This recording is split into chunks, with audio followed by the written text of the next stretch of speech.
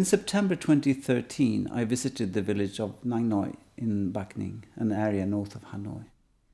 I came there to work on an ecological sound art project with Matthew Sansom and Wen Tang Tui, the danchang player of the Six Tones. The village is surrounded by mountains on all sides. We found that the mountains were full of pathways, most of them leading to little burial sites. When we talked to people in the village, we learned that the reason for this is that the area is regularly flooded. The mountains are a safe haven for the ancestors, but also hold the tracks that little children follow on their way to school. I was fascinated by the pathways, and we decided to situate one project on the nearest mountaintop. I had brought a dang dai, a long-necked Vietnamese lute, and set it up with extended strings that stretched through the bridge several meters away around trees further down the slope. This allowed me to play aeolian lute with harmonics excited by the wind. By alternating the string tension, I can control the pitch of the resulting dense clusters of high harmonics. I returned to the mountains every morning for several days. The recording setup gave me a very detailed representation of the interaction between the wind and my instrument. At the same time, my attention was shifting between the background noise of the place and my self-imposed isolation up on the mountain.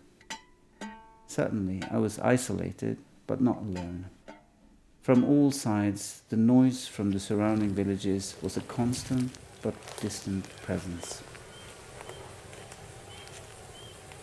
I know John Oliver since 10 years, and during the pandemic we started talking about making an album which responded to our isolation on either side of the globe. I decided to share these recordings of aeolian lute with John, and already when he made the very first attempts at drawing separate pieces out of the material, we realized that there was an entire album in there.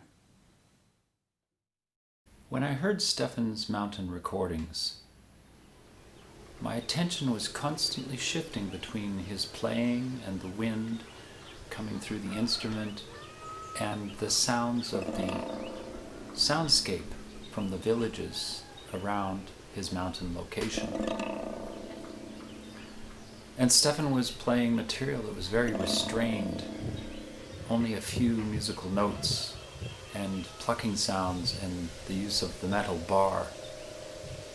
And so there was a constant play between the sounds of the car horns and the birds and the rooster and the dog,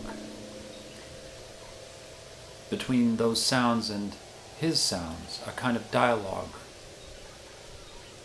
And so I took his recording, which he recorded in one take in an afternoon, and I selected 4 sections from it and created 4 tracks for the album. It was that material that I then transformed to create the remainder of the tracks.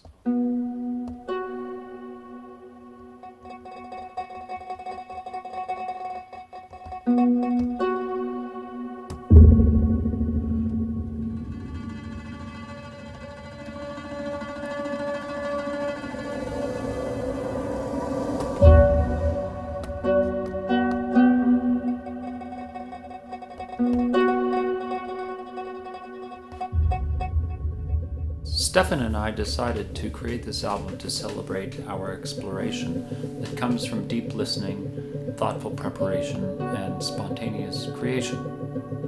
Isolated in my basement during the pandemic, I explored Stefan's recordings, expanding on the echoes that already exist between his playing and the nearby villages.